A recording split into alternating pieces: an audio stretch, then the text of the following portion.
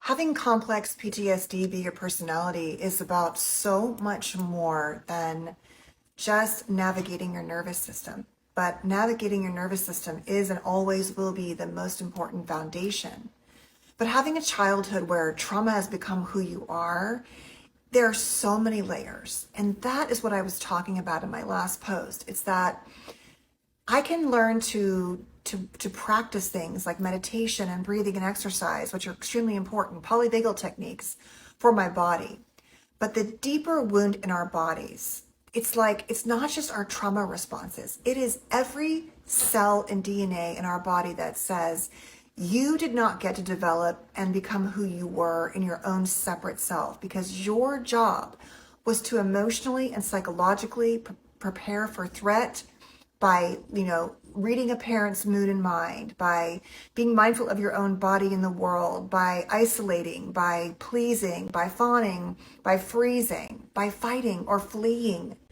But what we often lack, and this is what I was talking about, and that I'm not really living, and I guess many of you feel the same way, is that yes, we want to work on our bodies, but I'm not really living in ways, because I realized that as a mom who's raised 4 children, mostly alone, from the ages of 1 to 9, and now I'm down to 1 and almost, opening up a new chapter.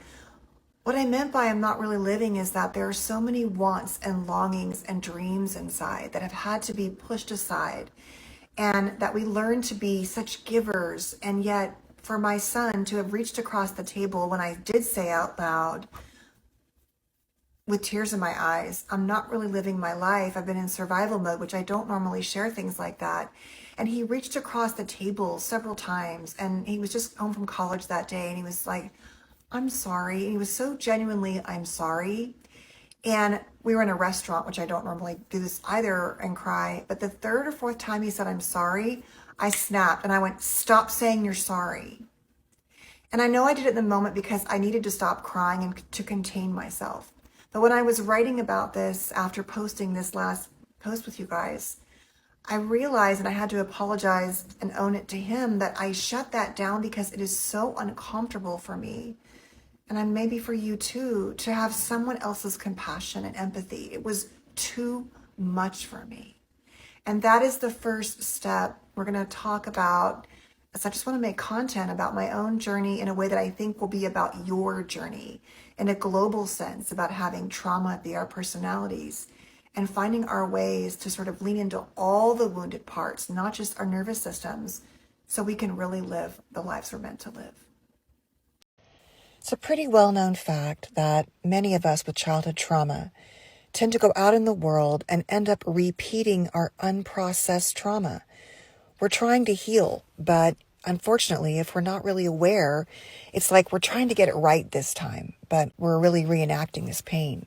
Freud called this repetition compulsion, where an adult with unprocessed trauma will attempt to resolve that trauma through reliving the traumatic experiences in their intimate relationships most.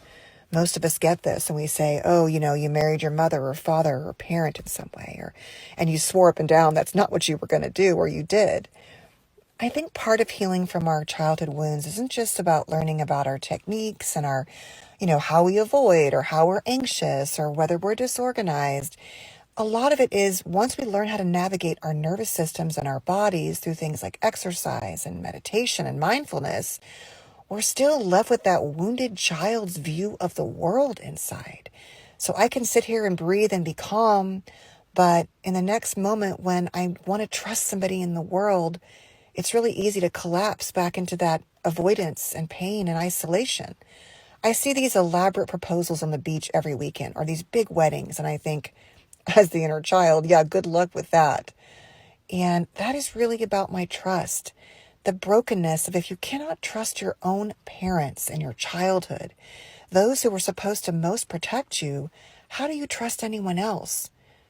But we can and we will. And this is the first step in healing.